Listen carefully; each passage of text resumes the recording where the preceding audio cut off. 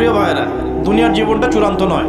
এখানে সফল হতে হলে একটা আয়াতেই যথেষ্ট আপনার জন্য। আজকে রাসূল যা দিয়েছেন নিয়ে নেন, যা দেন নাই ছেড়ে দেন, যা নিষেধ করেছেন ছেড়ে দেন, ব্যাস। আর কিচ্ছু করতে হবে না। ঘুমানো থেকে শুরু করেছি আপনার জন্য, আমি একটু গুছিয়ে দিব আপনাকে সারাদিন, তারপর শেষ করে দিব। এবার আপনি ডান পাশে কাত হচ্ছেন, হয়ে বলবেন আল্লাহুম্মা বিইসমিকা আমুতু ওয়া আহইয়া। তার আগে যদি সম্ভব হয় 33 বার সুবহানাল্লাহ, 33 বার আলহামদুলিল্লাহ, 34 বার আল্লাহু আকবার পড়ে আপনি ঘুমিয়ে যাবেন। এখন যদি আপনি 6 ঘন্টা বা 8 ঘন্টা ঘুমিয়ে থাকেন, প্রত্যেক সেকেন্ডে আপনি নেকি পাবেন ইনশাআল্লাহ। কেন নেকি পাবেন? কারণ আপনি আপনার আদর্শ মতো ঘুমান নাই, আপনি রাসূলুল্লাহ সাল্লাল্লাহু আলাইহি ওয়াসাল্লামের আদর্শ মতো ঘুমিয়েছেন, মুহাম্মদুর রাসূলুল্লাহর উপর আমল করেছেন। মুহাম্মদুর রাসূলুল্লাহ মানে কি? প্রতিটা কাজ করতে হবে কার তরিকায়? রাসূলুল্লাহ। এটা বোঝেন। লা ইলাহা ইল্লাল্লাহ মানে কি? মানে আল্লাহ ছাড়া আর কিছুই চলবে না। সোজা কথা, আল্লাহ ছাড়া আর কিছুই কি চলবে? কিছু চলবে না। মুহাম্মদুর রাসূলুল্লাহ মানে হচ্ছে প্রতিটা কাজ করতে হবে কার পদ্ধতিতে? মুহাম্মদ সাল্লাল্লাহু আলাইহি ওয়াসাল্লামের তরিকা, ব্যাস। এই এতটুকু যথেষ্ট। এই কালিমা নিয়ে মৃত্যুবরণ করলে পরে ইনশাআল্লাহ একদিন না একদিন আপনি জান্নাতে যাবেন ইনশাআল্লাহ। যদিও আপনি চুরি করেন, যদি আপনার জিনা করেন, যদি আপনি মদ খান, ইনশাআল্লাহ আল্লাহ চাইলে সেই গুনাহ মাফ করে দেবেন ইনশাআল্লাহ। ঘুম থেকে উঠলেন, এখানে দুটো কথা বলে দেই। একটা হাদিসে আসছে শীতকালটা হচ্ছে মুমিনদের জন্য গনিমত। মুমিনদের জন্য কি গনিমত? মানে হচ্ছে একটা সম্পদ, যে সম্পদটা যুদ্ধ করে লব্ধ করতে হয়, কিন্তু এখানে কোনো যুদ্ধের প্রয়োজনই হচ্ছে না। গনিমত, উপহার, গিফট। কিরকম? শীতকালে রাতটা হয় লম্বা। রাত কি হয়? লম্বা হয় না? এতে করে সারা রাত আপনি অনেক ইবাদত করতে পারবেন। আর দিনটা হয় ছোট। দিনটা ছোট হয় না? এতে করে আপনি দিনের বেলা সওম বা রোজা রাখতে পারবেন।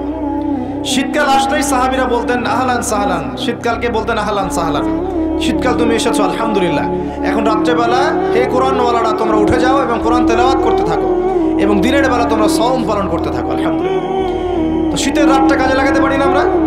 রাতের একটা অংশ ঘুমিয়ে যাবেন, শেষ অংশে উঠে তাহাজ্জুদ পড়বেন এবং কোরআন তেলাওয়াত করবেন এবং আল্লাহর কাছে হাত তুলে দোয়া করবেন। ইনশাআল্লাহ শেষ অংশে, রাতের শেষ অংশে আপনি যে দোয়াই করবেন, আপনার রিজিক যদি হালাল হয় ইনশাআল্লাহ কবুল হয়ে যাবে। শীতকালকে কাজে লাগান। আবার দিনটা হয় ছোট, তাই দিনের বেলা আপনি সওম বা রোজা রাখতে পারবেন। আল্লাহ পাক তৌফিক দান করুন। শীতকাল সম্পর্কে একটা এরকম বর্ণনা আছে, যখন কঠিন শীত আসবে তখন ওই শীতটা থেকে একটা আশ্রয় প্রার্থনা করতে হয় আল্লাহর কাছে, আল্লাহ এই কঠিন শীত থেকে আমাকে বাঁচাও। কারণ কি জানেন? কারণ হচ্ছে জাহান্নাম বছরে 2টা নিঃশ্বাস ছাড়ে। কয়টা নিঃশ্বাস?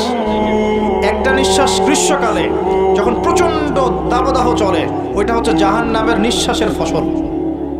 ওই প্রভাবে পৃথিবীতে এরকম দাবদাহ চলে। এই সায়েন্স বিশ্বাস করবে? করবে না। ওর বিশ্বাসের আমার যায় আসে না। আল্লাহ পাক বলেছেন সত্য, রাসূল বলেছেন সত্য। আরেকটা হচ্ছে শীতকালে যখন প্রচণ্ড ঠান্ডা, তখন শীতকালে জাহান্নামের এমন একটা জায়গা আছে যেটা কিন্তু শীতল জায়গা। জাহান্নামের পুরো জায়গাটাই কিন্তু আগুন নয়, এমনও জায়গা আছে যেটা কি খুব শীতল। ওই শীতল অংশ শ্বাস ছাড়লে এই যে পৃথিবীতে সেই এই শীতের একটা প্রভাব চলে আসে, প্রচণ্ড ঠান্ডা শৈত্যপ্রবাহ চলে আসে। এটা হয়তো অনেকে বিশ্বাস করবে না, মনে করবে যে ধর্মান্ধ কথাবার্তা। হাদিসে আছে নবী সাল্লাল্লাহু আলাইহি ওয়াসাল্লাম বলেছেন, কে সত্যবাদী? এই পুরো সভ্যতা না রাসূল সাল্লাল্লাহু আলাইহি ওয়াসাল্লাম? এই বিশ্বের সমস্ত মানুষ সত্যবাদী বেশি না আল্লাহ রাসূল বেশি সত্যবাদী? বাস, আর কোনো দরকার আছে কথা? শীতকালটা কাজে লাগাই। এই শীতকালে আমি একটা আমল বলে দিই প্রিয় ভাইরা। শীতকালে নবী সাল্লাল্লাহু আলাইহি ওয়াসাল্লাম এই যে তাহাজ্জুদ পড়তে উৎসাহিত করেছেন, সওম রাখতে উৎসাহিত করেছেন এবং সাহাবীরা কোরআন তেলাওয়াত করতে উৎসাহিত করেছেন। একটা হাদিসে আছে তিনটা কাজ মানুষের গুনার একটা বড় বড় অংশকে মিটিয়ে দিবে। 1 নম্বর কাজ হচ্ছে সংকটকালীন অবস্থায় দান। মানে আপনার দান করার এখন সামর্থ্য খুব কম, টাকা পয়সার টানা হেঁচড়া আছে, এখন আপনি দান করছেন, এই দানের বিনিময়ে আল্লাহ পাক গুনাহ আপনার মাফ করে দিবেন ইনশাআল্লাহ। 2 নম্বরটা হচ্ছে যে কঠিন গরম পড়েছে, এই গরমের দিনে আপনি রোজা রেখেছেন, তৃষ্ণার্ত থেকেছেন, এই গরমে রোজা রাখার কারণে আপনার গুনাহ মাফ হয়ে যাবে ইনশাআল্লাহ। এই 3টা কাজ শীতকালে পাওয়া যাচ্ছে না? 3 নম্বর কাজটা শীতকালে পাওয়া যাচ্ছে না, যে শীতের সময় পূর্ণাঙ্গ রূপে ওযু করলে আপনার গুনাহগুলো মাফ হয়ে যাবে ইনশাআল্লাহ। তো শীতকালে মাশাআল্লাহ আমাদের ওয়াজ মাহফিলগুলো হবে, ওয়াজ মাহফিলগুলোতে অ্যাটেন্ড করবেন, ইমান রিচার্জ করবেন, রাতের বেলা তাহাজ্জুদ পড়বেন ইনশাআল্লাহ, তাড়াতাড়ি ঘুমিয়ে যাবেন যাতে করে শেষ রাতে আপনি উঠতে পারেন। রাতটা লম্বা হবে, একটা অংশে কোরআন তেলাওয়াত করবেন, একটা অংশে দোয়া করবেন ইনশাআল্লাহ তাআলা। আল্লাহ পাক দুনিয়া আখিরাতের যত হাজত আপনার পূর্ণ করে দিবেন ইনশাআল্লাহ। আর দিনের বেলা সম্ভব হলে সম রাখবেন। গান বাজনা বাজায়, ডিজে গান বাজায়, যে মানুষের সারা রাত ঘুম হারাম হয়ে গেছে, হয় না এরকম? এরকম হয়।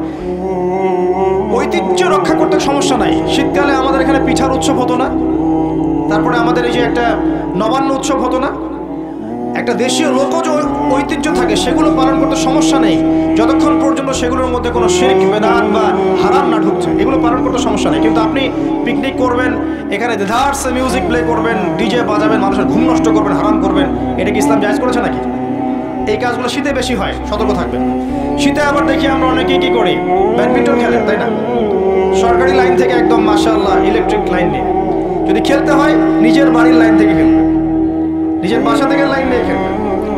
খেলেন, আমি উৎসাহিত করছি, কারণ এটা আপনার ফিজিক্যাল স্ট্যামিনার বাড়াবে, অ্যাটলিস্ট আপনার শরীর চর্চা হবে, ঠিক আছে? আপনার শরীর চর্চার দরকার আছে। এই কাজগুলো মোবাইলের সামনে বসে বসে সময় নষ্ট করার চেয়ে অনেক ভালো আছে, ঠিক আছে? কিন্তু আপনি চুরি করে লাইন নেবেন না কারো কাছ থেকে। তারপর শীতকালে দেখবেন কি হয়, বেশি বেশি মাদকের আসর বসে শীতকালে। ঠান্ডা তো, শীতকালে বেশি বেশি মাদক দ্রব্যের আসর বসে, খেয়াল করে দেখেন। এগুলো থেকে আমাদের যুব সমাজকে বাঁচাতে হবে।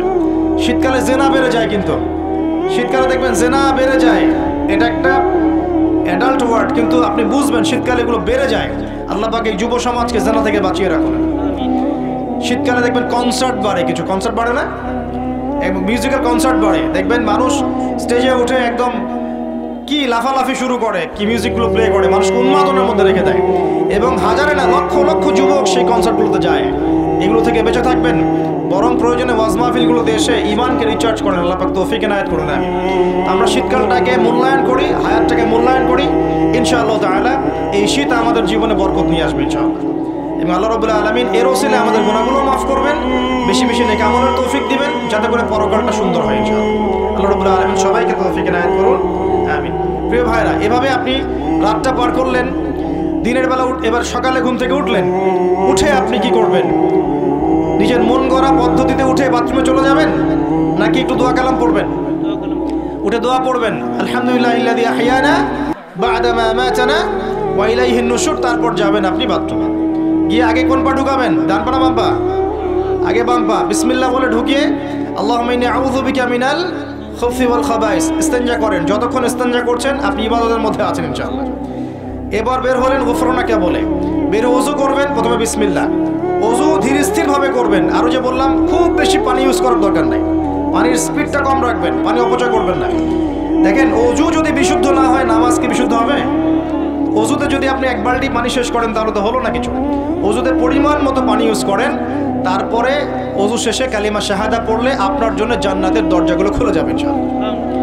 এবার মেসওয়াক করলেন, ওযু শেষে, ওযুতেও মেসওয়াক করতে পারেন, শেষেও করতে পারেন। এবার আপনি পায়ে হেঁটে হেঁটে নামাজে যাচ্ছেন, নামাজে যাওয়ার সময় বাসা থেকে বের হবেন, এমনি এমনি বের হবেন না দোয়া পড়বেন? কোন দোয়া পড়বেন? আল্লাহি ওয়ালা হাওলা ওয়ালা কুওয়াতা ইল্লা বিল্লাহ। বাস, বের হওয়ার সাথে সাথেই একজন ফেরেশতা আপনার সাথে চলে আসবে ইনশাআল্লাহ, শয়তান দূরে চলে যাবে। এবার পায়ে হেঁটে হেঁটে আপনি মসজিদ যাচ্ছেন, প্রত্যেক পদক্ষেপে হাঁটছেন, একটা করে পা ফেলছেন, একটা গুনাহ মাফ, একটা করে পা ফেলছেন, একটা নেকি লেখা হচ্ছে। আর কি চাই বলেন? আল্লাহ পাক রহমত দিচ্ছেন, মর্যাদা বাড়াচ্ছেন। এই সময় একটা দোয়া পড়তে পারেন, আমি শিখিয়ে দিই। এই দোয়াগুলো সব হিসনুল মুসলিম বইয়ের মধ্যে আছে। প্রিয় ভাই, সবগুলো দোয়া মুখস্থ করে ফেলেন। সারা জীবনে কত কিছু মুখস্থ করলেন, আমি ফখর করছি না, কিন্তু আমি বিশ্বাস করেন এই মুহূর্তে যদি বাংলাদেশের সব দোয়ার বইও না থাকে, মুখস্থ একটা পুরা হিসনুল মুসলিম লিখে দিতে পারবেন ইনশাআল্লাহ। পুরা বইটা মুখস্থ করে ফেলবেন ইনশাআল্লাহ। পারা যাবে না? যদি ইসলাম তো এমনই, পৃথিবীতে যদি কোনো কোরআনের কপিজ এখন না থাকে, এরকম কপিজ, এরকম লক্ষ লক্ষ হাফেজ, কোটি কোটি হাফেজে কোরআন আছেন, আগামীকাল হওয়ার আগেই, সূর্য ওঠার আগেই কোরআন লেখা শেষ হয়ে যাবে। হবে না? মুখস্থ করে ফেলবেন। সবকিছু অ্যাপসে নির্ভর হবেন না, বইয়ে নির্ভর হবেন না, নিজের জেহেনে নিয়ে নেবেন ইনশাআল্লাহ। এরপরে আপনি চলার পথে পড়বেন, আল্লাহুম্মা ইজআল ফি কলবি নূরা ওয়া ফি লিসানি নূরা ওয়া ফি সামঈ নূরা ওয়া ফি বাসারি নূরা ওয়া আন ইয়ামিনি নূরান ওয়া আন শিমালি নূরান ওয়া মিন ফাওকি নূরা ওয়া মিন তাহতি নূরা আল্লাহুম্মা ইজআল ফি নাফসি নূরা।